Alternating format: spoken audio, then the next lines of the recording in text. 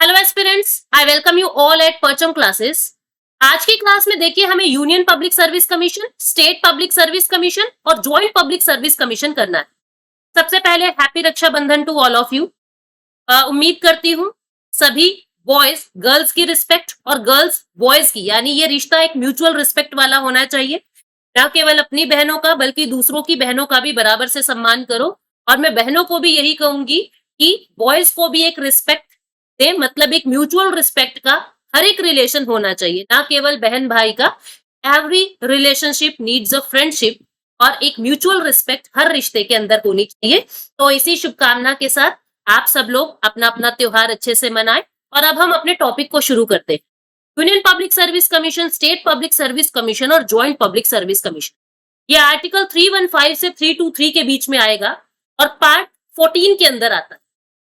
Part 14 के अंदर जो है ये पार्ट 14 के अंदर UPSC, state public service commission और ज्वाइंट पब्लिक सर्विस कमीशन आएगा। ठीक है, आगे बढ़ने से पहले आपको करंट अफेयर के बारे में बता दूं कुछ। परचम क्लासेस ने करंट अफेयर रफ्तार स्टार्ट किया है। ये एक नया इनिशिएटिव है जिसके अंदर जनवरी 2023 से जून 2023 की जितनी भी हेडलाइंस हैं, इन सभी थीम्स की जो आप स्क्रीन पे देख रहे हो, ये सारी हेडलाइंस आपको एक जगह कंपाइल्ड फॉर्मेट में मिल जाएंगी। इनकी पीडीएफ ऑलरेडी हमारी परचम क्लासेस की ऐप पे है, आप लोग एनरोल कर सकते हैं। कुछ कोर्सेज चल रहे हैं एसएससी जनरल अवेयरनेस के, एसएससी इकोनॉमी का, एसएससी पॉलिटी का। सभी कोर्सेज अभी रिड्यूस्ड प्राइसेस पे है, आप लोग एनरोल कर सकते हो। और वीकेंड सेल्स हमारी निकलती ही रहती है, तो देखते रहना ताकि आपको कोर्सेज जो है वो इकोनॉमिक भी पड़े। ठीक है, तो अभी हम अपने टॉपिक को शुरू करते हैं।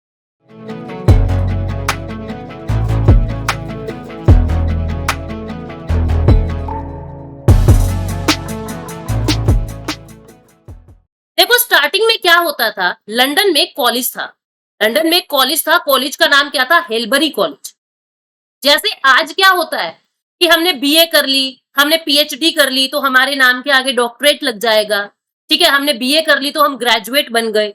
इसी तरीके से पहले एक हेलबरी कॉलेज था लंदन के अंदर, जो भी यहां से पढ़ाई कर लेगा उसका इंटरव्यू लेने के लिए जो ईस्ट इंडिया कंपनी है उसके नुमाइंदे उसका इंटरव्यू लेगी। और जो भी उस इंटरव्यू में पास हो गया वो आईसीएस ऑफिसर बन जाता था, यानी सिविल सर्वेंट बन जाता था। कोई एग्जाम नहीं होता था जैसे आज के दिन यूपीएससी होता है। ठीक है, अब दिक्कत क्या आई? ये ईस्ट इंडिया कंपनी के लोग ही इन आईसीएस ऑफिसर को बनाते थे। यही क्यों इंटरव्यू लेते थे? क्योंकि ईस्ट इंडिया कंपनी के लोग ही इसी कॉलेज को फंडिंग दे रहे हैं। ठीक है, इसी कंपनी के लोग इस कॉलेज को फंडिंग दे रहे थे, तो ये अपने पक्ष के लोगों को इंडियन सिविल सर्वेंट बना देते थे। अब ऊपर से जो क्राउन है, जो लंदन गवर्नमेंट है, पार्लियामेंट है, कुछ भी नियम कानून अगर लागू करती थी, देखो हमेशा सरकार होती है पीएम की, सीएम की और डीएम की। पीएम जो बात बोलेगा अपने अपने राज्य में सीएम लागू करेगा। और सीएम भी किसकी मदद से करेगा? हर एक डिस्ट्रिक्ट में जो डीएम, डिस्ट्रिक्ट मजिस्ट्रेट बैठा है, वो उन चीजों को लागू करेगा। लेकिन होता क्या था, क्राउन यानी पीएम कुछ भी कहता था तो सीएम तक तो बात पहुंच गई, लेकिन जब तक डीएम की मर्जी नहीं होगी तरीके से वो चीज लागू नहीं होती थी। तो यही काम अब यहां हो रहा था। लंदन की गवर्नमेंट कुछ कहती थी, लेकिन ईस्ट इंडिया कंपनी के जो नुमाइंदे थे, ये इंडियन सिविल सर्वेंट जो इनके चमचे थे मैं कहूंगी, वो कुछ बदलते ही नहीं थे नीचे। वो सारी चीज कंपनी की ही फेवर में करते थे। तो यहां से ये हो गया कि हम कुछ भी बदलाव कर ले लेकिन ईस्ट इंडिया कंपनी को रेगुलेट नहीं कर पा रहे। आप देखना, इन्होंने 1773 में भी रेगुलेशन की कोशिश की लेकिन कोई फायदा नहीं हुआ। फिर 1784 का पिट्स इंडिया एक्ट आता है लेकिन कोई फायदा नहीं हुआ। फाइनली इन्होंने क्या कहा कि 1833 में हम लोग एक ओपन कंपटीशन करेंगे। अब जैसे आप लोग सिविल सर्वेंट के लिए चुने जाते थे, अब हम ऐसे नहीं चुनेंगे, अब हम एक ओपन कंपटीशन करेंगे। लेकिन इस ईस्ट इंडिया कंपनी के लोगों ने जैसे तैसे करके इस बिल पे रोक लगा दी। लेकिन फाइनली 1853 में ये बात लागू हो गई कि अब जितने भी सिविल सर्वेंट बनेंगे उनका एक ओपन कंपटीशन, एक एग्जाम होगा और जो भी इस कंपटीशन को जीतेगा वही इंडियन सिविल सर्वेंट बनेगा। जैसे आज के दिन यूपीएससी के सीएससी सिविल सर्विस एग्जाम को जो क्रैक करेगा वो ही एक आईएएस ऑफिसर बनेगा। तो 1853 में ये ओपन कंपटीशन का सिलसिला आता है। और इंडिया के पहले व्यक्ति जिनका नाम था सत्येंद्र नाथ टैगोर, क्या नाम था? सत्येंद्र नाथ टैगोर, जो सबसे पहले 1864 में 1864 में इंडियन सिविल सर्वेंट बनते हैं। भारत के पहले व्यक्ति जिन्होंने ये एग्जाम क्रैक किया 1864 में, सत्येंद्र नाथ टैगोर इनका नाम था। और उसके बाद से तो बहुत सारे इंडियंस जो है वो इस काम में लग गए। ये सारी बात जो है आप यहाँ पे देख रहे हो। अब गवर्नमेंट ऑफ इंडिया एक्ट 1935 में ये कहा गया कि हम लोग एक फेडरल पब्लिक सर्विस कमीशन बनाएंगे। और फाइनली इसी फेडरल पब्लिक सर्विस कमीशन को 1 अप्रैल 1937 में क्या कहा गया कि इसी को ही आज के दिन हम यूपीएससी कह रहे हैं। यानी हम बनाएंगे, ये बात 1935 में हुई और ये बना कब? 1 अप्रैल 1937 को फेडरल पब्लिक सर्विस कमीशन बनता है। और इसी फेडरल पब्लिक सर्विस कमीशन को आज के दिन हम यूनियन पब्लिक सर्विस कमीशन कहते हैं। ठीक है, तो यहां तक आपको बात समझ आ गई। ये बात मैंने आपको बता दी। आर्टिकल 315 से 323 और पार्ट 14 के अंदर ये आता है। और इन पार्ट्स के अंदर, इन आर्टिकल्स के अंदर इसका कॉम्पोजिशन, अपॉइंटमेंट, रिमूवल, ये सारी चीजें इसके अंदर इंक्लूड। अब पहले हम एक एक करके सारी बातें देख लेते हैं। देखो, सबसे पहले तो हम समझ ले यूपीएससी क्या है, एसपीएससी क्या है और ज्वाइंट पब्लिक सर्विस कमीशन क्या है। अब देखो क्या होता है। यूपीएससी क्या है? केंद्रीय स्तर की, यानी कि सेंट्रल लेवल की बॉडी हो गई। ऐसे ही आर्टिकल 315 क्या कहता है? केंद्र के लिए एक पब्लिक सर्विस कमीशन होगा जो सर्वेंट्स को चुनेगा। और ऐसे ही हर एक स्टेट के लिए, ईच स्टेट के लिए, हर एक स्टेट के लिए स्टेट पब्लिक सर्विस कमीशन होगा। जैसे Haryana public service commission, Gujarat public service commission, Himachal Pradesh public service commission. इस तरीके से हर स्टेट के लिए एक स्टेट पब्लिक सर्विस कमीशन होगा जो वहां के ऑफिसर्स को अपॉइंट करेगा। और जब 2 या 2 से ज्यादा स्टेट, मान लीजिए गुजरात और बॉम्बे, महाराष्ट्र आपस में ये कह दें कि हम तो ना एक कॉमन रिक्रूटमेंट टेस्ट लेंगे, गुजरात के लिए भी और महाराष्ट्र के लिए भी हम तो कॉमन रिक्रूटमेंट्स निकाल रहे हैं, यानी हमें तो एक जॉइंट पब्लिक सर्विस कमीशन चाहिए। तो क्या होगा? गुजरात की विधानसभा और महाराष्ट्र की विधानसभा रिजोल्यूशन पास करके पार्लियामेंट को उस रिजोल्यूशन को भेज देगी कि हम ऐसी ऐसी जॉइंट पब्लिक सर्विस कमीशन चाहते हैं। और वहां से पार्लियामेंट जब अप्रूवल दे देगा तो उन राज्यों के लिए जॉइंट पब्लिक सर्विस कमीशन बन जाएगा। यानी कि एक संयुक्त पब्लिक सर्विस कमीशन, 2 राज्यों का कॉमन या 2 से ज्यादा राज्यों का कॉमन पब्लिक सर्विस कमीशन बन जाएगा। कैसे बनेगा? दोनों राज्य या जो भी राज्य इन्वॉल्व है उनकी लेजिस्लेचर, उनकी विधानसभा आपस में बिल पास करेगी। बिल पास करने के बाद संसद में कानून जाएगा, संसद फिर उस चीज को अप्रूवल देगी। अप्रूवल देने के बाद ये जॉइंट पब्लिक सर्विस कमीशन बन जाएगा। अब इनके अंदर होंगे कौन, अब हम उसकी बात करते हैं। अब देखो, जैसे यूपीएससी है, जॉइंट पब्लिक सर्विस कमीशन है और स्टेट पब्लिक सर्विस कमीशन। हर किसी में एक चेयरमैन होगा। ठीक है, मैं चेयरमैन को डिनोट करूंगी सी से और मेंबर्स को डिनोट करूंगी एम से। ठीक है, एम से। तो यूपीएससी में भी चेयरमैन होंगे और मेंबर होंगे। कुल मिला के 9 से 11 मेंबर्स हो सकते। ऐसे ही जॉइंट पब्लिक सर्विस कमीशन का चेयरमैन होगा, मेंबर होगा, ऐसे ही यहाँ चेयरमैन होगा, मेंबर होगा। अब जो यूपीएससी का चेयरमैन है या मेंबर है, इनकी अपॉइंटमेंट कौन करता है? इनकी अपॉइंटमेंट प्रेसिडेंट के हाथ में होती। किसके हाथ में? अपॉइंटमेंट किसके हाथ में है? प्रेसिडेंट के हाथ। और जो स्टेट पब्लिक सर्विस कमीशन के चेयरमैन और मेंबर है, इनकी जो अपॉइंटमेंट होगी उनको कौन करेगा? उस अपॉइंटमेंट को गवर्नर करेगा। कौन करेगा? गवर्नर। उस राज्य का गवर्नर करेगा, इस बात को याद रखो। ठीक है, अपॉइंटमेंट के बाद इनको ओथ कौन दिलवाएगा? शपथ कौन दिलवाएगा? ओथ का काम भी प्रेसिडेंट करेंगे इन दोनों के लिए, और यहां पे ओथ का काम गवर्नर ही करेंगे। पहले मोटी मोटी बातें देख लेते हैं। फिर उसके बाद ये जो मेंबर्स है, इनकी एलिजिबिलिटी क्या होती है? इन तीनों की एलिजिबिलिटी कॉमन है, अलग अलग नहीं।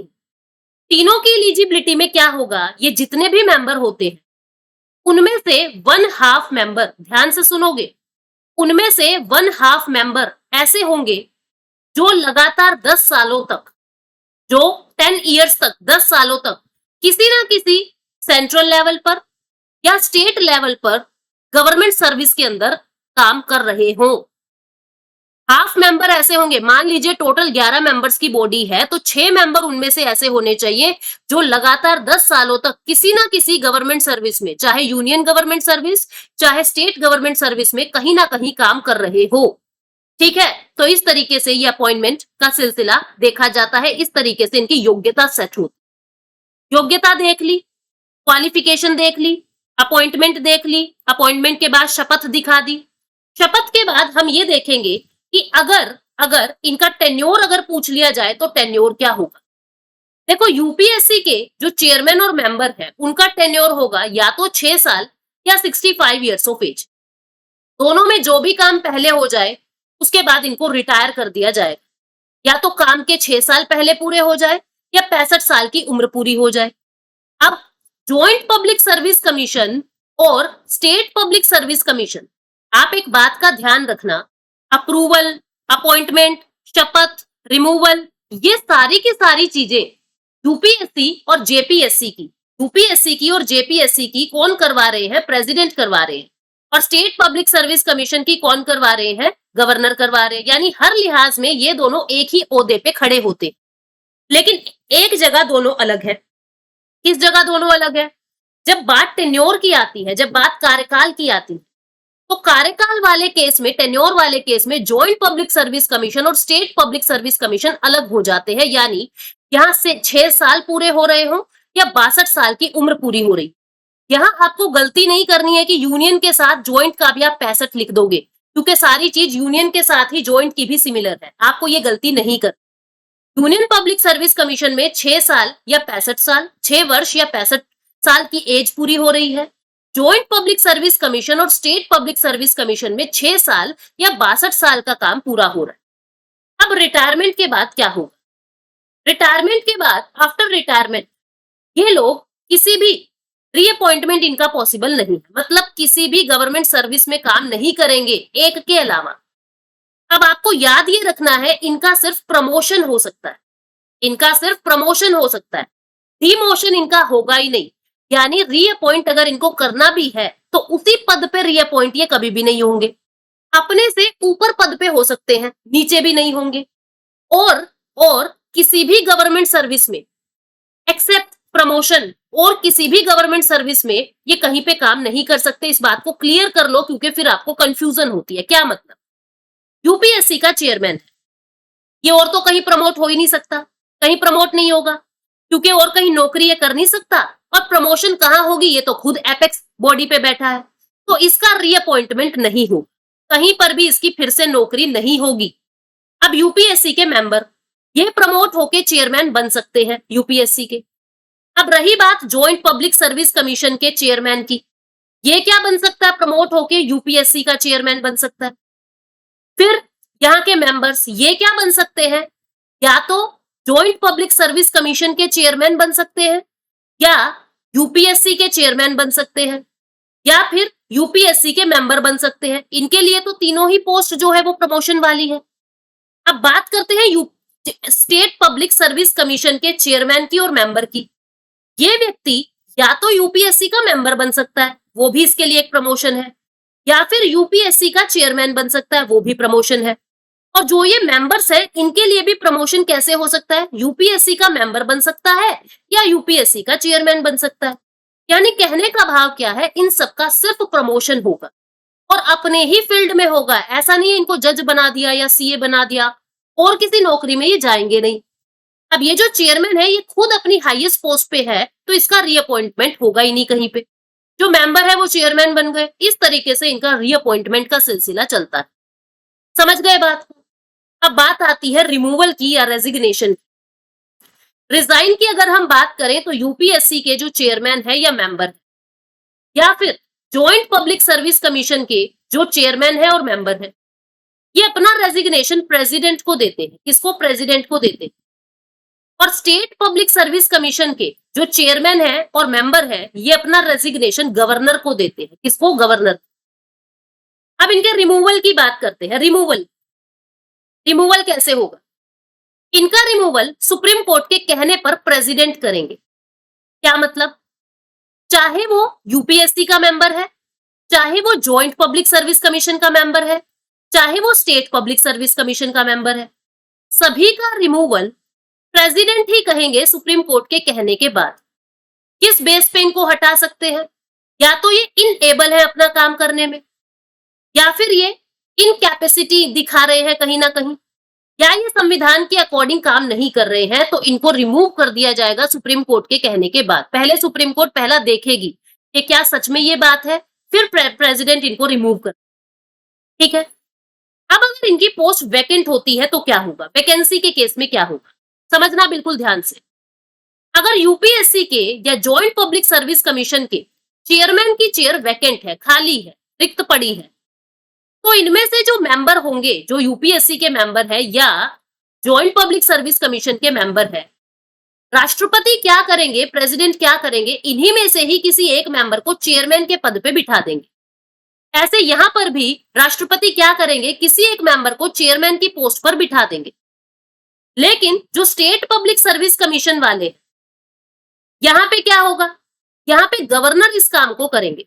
गवर्नर क्या करेंगे, अगर इनके चेयरमैन का पोस्ट वैकेंट है, खाली पड़ा है, तो यहाँ के मेंबर को, एक मेंबर को चेयरमैन की पोस्ट पे कब तक बिठा दिया जाएगा, जब तक नया चेयरमैन या वही चेयरमैन वापस नहीं आ जाता।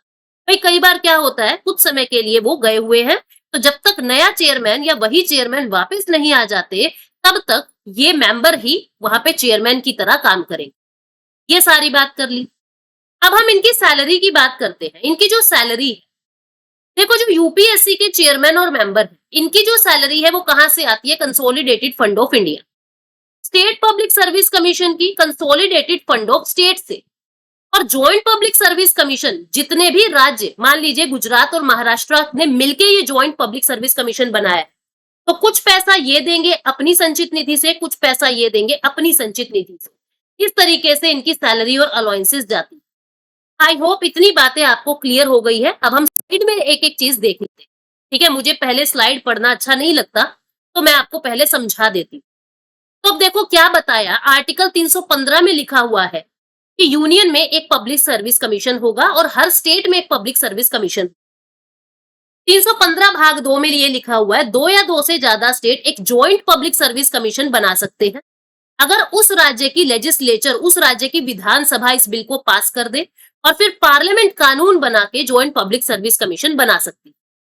फिर उसके बाद क्या कह रहे हैं, जो पब्लिक सर्विस कमीशन है यूनियन के, अगर गवर्नर ऑफ स्टेट ये रिक्वेस्ट कर दे, राष्ट्रपति से अप्रूवल लेने के बाद ये कह सकते हैं कि हमारे स्टेट के लिए जो यूपीएससी है वो ही रिक्रूटमेंट कर देगा। भाई कभी कभी क्या होता है, गवर्नर को ऐसा लगता है कि जैसे मान लीजिए ये हरियाणा का गवर्नर, इसको ये लग रहा है कि ये ग्रेड ए की पोस्ट पे यूपीएससी अगर पेपर कंडक्ट करे तो ज्यादा अच्छा होगा, तो गवर्नर रिक्वेस्ट कर सकते हैं कि हमारे इस स्टेट के एग्जाम के लिए प्लीज आप पेपर कंडक्ट करो। अगर राष्ट्रपति इस बात को अप्रूवल दे देते हैं, तो सेंट्रल पब्लिक सर्विस कमीशन यानी यूनियन पब्लिक सर्विस कमीशन उस पोस्ट के लिए उस पेपर को कंडक्ट कर देंगे, ठीक है। यहाँ पे मैंने सारी बात बता दी कि अपॉइंट यूपीएससी और जॉइंट पब्लिक सर्विस कमीशन के चेयरमैन को और मेंबर को प्रेसिडेंट करेंगे और स्टेट कमीशन को गवर्नर करेंगे। Half of the member at least 10 साल के लिए किसी ना किसी government of India, government of state में काम करने वाले होने चाहिए। फिर उसके बाद उनकी ड्यूटीज, उनकी फंक्शंस, वैकेंसी के बारे में मैंने आपको ऑलरेडी बता दिया है, आप यहाँ पढ़ सकते हो, मैंने पूरी वैकेंसी इनकी बता दी है, ठीक है। कि स्टेट के लेवल पे, स्टेट पब्लिक सर्विस कमीशन में जब चेयरमैन का पद खाली है, तो किसी एक मेंबर को गवर्नर बिठाएंगे चेयरमैन पे, और जॉइंट पब्लिक सर्विस कमीशन और यूनियन पब्लिक सर्विस कमीशन में प्रेसिडेंट किसी एक मेंबर को चेयरमैन की पोस्ट पर बिठा देंगे। उसके बाद टेन्योर है 6 इयर्स या 65 इयर्स। 6 या 65 इयर्स ये तो है यूपीएससी के लिए, और जॉइंट पब्लिक सर्विस कमीशन और स्टेट पब्लिक सर्विस कमीशन के लिए 62 इयर्स या 6 इयर्स, दोनों में से जो भी पहले हो रहा है उतना कार्यकाल है। उसके बाद ये रीअपॉइंटमेंट इनका नहीं होगा, जितने मेंबर्स हैं उनका रीअपॉइंटमेंट तो होगा लेकिन प्रमोशन होगा, वो मैंने आपको बात बता दी।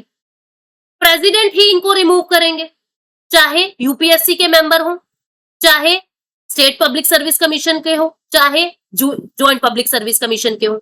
सुप्रीम कोर्ट अगर प्रूव कर दे कि मिसबिहेवियर किया है, तो उस केस में क्या होगा, उस केस में प्रेसिडेंट इनको रिमूव कर दे। अब ये क्या कह रहे हैं कि union commissioner, a joint commission और governor in case of state commission में सस्पेंड कौन करेगा, यूपीएससी के मेंबर्स को सस्पेंड करने का काम प्रेसिडेंट का, जॉइंट पब्लिक सर्विस कमीशन के मेंबर को सस्पेंड करने का प्रेसिडेंट का, लेकिन स्टेट पब्लिक सर्विस कमीशन के मेंबर को सस्पेंड करने का काम गवर्नर का हो। उसके बाद नेक्स्ट, कब कब इनको सस्पेंड किया जाएगा? या तो ये इंसॉल्वेंट हो गए हैं, या ये आउट ऑफ द ड्यूटी कुछ कर रहे हैं, पार्ट टाइम कोई एम्प्लॉयमेंट कर रहे हैं, या अपनी माइंड या बॉडी खो चुके हैं, इनकैपेबल है ऑफिस को कंटिन्यू करने में। उसके बाद मैंने यहाँ पे आपको किस चीज के बारे में बताना है कि जो कंडीशन ऑफ सर्विस है, ये क्या काम करेंगे नहीं करेंगे। जॉइंट पब्लिक सर्विस कमीशन के लिए और यूनियन पब्लिक सर्विस कमीशन के लिए तो प्रेसिडेंट बताएंगे, और स्टेट पब्लिक सर्विस कमीशन के लिए गवर्नर बताएंगे।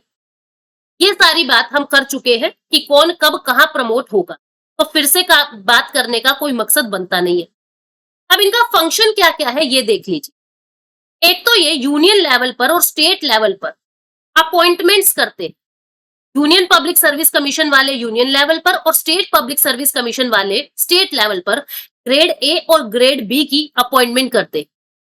यूपीएससी की ड्यूटी है कि अगर स्टेट रिक्वेस्ट करे या ज्वाइंट रिक्रूटमेंट की रिक्वेस्ट आए तो वहां के कैंडिडेट्स को भी यूपीएससी रिक्रूट कर सकता है।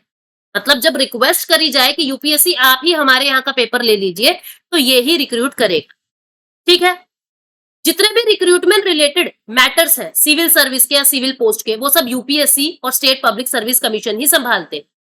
जितने भी डिसिप्लिनरी मैटर, कब पेपर, कितने फेजेस में पेपर, ये सारी चीजें यही देखेंगे। ठीक है, उसके बाद ये देखेंगे कि जो 10 साल वाली एलिजिबिलिटी है, क्या मतलब जो मेंबर्स है, जैसे मैंने एलिजिबिलिटी बताई ना, हाफ ऑफ द मेंबर जो है वो लगातार 10 साल तक काम करते रहने चाहिए, तो वो एलिजिबिलिटी को भी चेक करने का काम ये देखते हैं। मतलब क्या हम एलिजिबिलिटी पूरी कर रहे हैं। ठीक है, मतलब कि जो चेयरमैन है वो मेंबर्स की एलिजिबिलिटी देखता है, खुद की तो क्या ही देखेगा, मेंबर्स की एलिजिबिलिटी देखता है।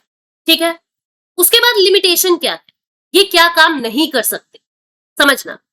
एक तो ये बैकवर्ड क्लास, जो भी रिजर्वेशन होती है अपॉइंटमेंट में, पोस्ट में, बैकवर्ड क्लास ऑफ सिटीजन की फेवर में कुछ भी रिजर्वेशन का प्रोविजन डाल ही नहीं सकते। मतलब रिजर्वेशन कितनी होगी इनके हाथ में नहीं है। दूसरा, शेड्यूल कास्ट शेड्यूल ट्राइब को लेके कितने प्रतिशत सीटें उनके लिए देनी है, ये सरकार बताएगी, यूपीएससी या एसपीएससी के हाथ में नहीं। ठीक है, ग्रुप सी या ग्रुप डी की नौकरियां ये नहीं निकालते हैं। फिर उसके बाद इनकी जितनी भी बातें होती है वो सिर्फ रिकमेंडेशन होती है।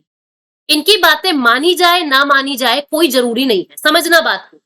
यूपीएससी का पेपर हुआ, आपको ट्रेनिंग के लिए भेज दिया गया, इसने कह दिया कि हमारे हिसाब से ये व्यक्ति आईएएस ऑफिसर बनेगा, हमारे हिसाब से इस व्यक्ति में योग्यता है, लेकिन जरूरी नहीं है कि आपको नौकरी मिल जाएगी। इन्होंने सिर्फ रिकमेंड किया है, इनकी बातें नॉन बाइंडिंग होती हैं। और अगर सरकार इनकी बातों को मना कर रही है कि हम तो इस व्यक्ति को नौकरी नहीं देंगे, तो पार्लियामेंट को आंसर करना पड़ेगा इस बात का कि आपने इसके कहे हुए इंसान को काम क्यों नहीं करने दिया। ठीक है, तो ये लिमिटेशन है कि इनकी बातें नॉन बाइंडिंग है, जो ये कह दे जरूरी नहीं वो माना जाएगा। अब आप लोगों के लिए सवाल है कि यूपीएससी के लिए क्या बात सही नहीं है। ये एक इंडिपेंडेंट कॉन्स्टिट्यूशनल बॉडी है। आर्टिकल 318 से 323 में यूपीएससी की बातें हैं। 9 से 11 मेंबर इनके अंदर होते हैं। 6 साल या 65 साल की उम्र यूपीएससी के लिए होती है, टेन्योर बताया है। आपको इसमें से गलत छांटना है। उम्मीद करती हूँ आप लोग आंसर करोगे। और आज मुझे बोर्ड अवेलेबल नहीं था, ठीक है, मैं मेरे मायके आई हुई थी कि आज रक्षाबंधन है, तो इसलिए ये क्लास मैं आप लोगों की इस फेज में ले रही हूँ। अदरवाइज हमारी डिजिटल बोर्ड से ही क्लास चलेगी। Thank you so much, take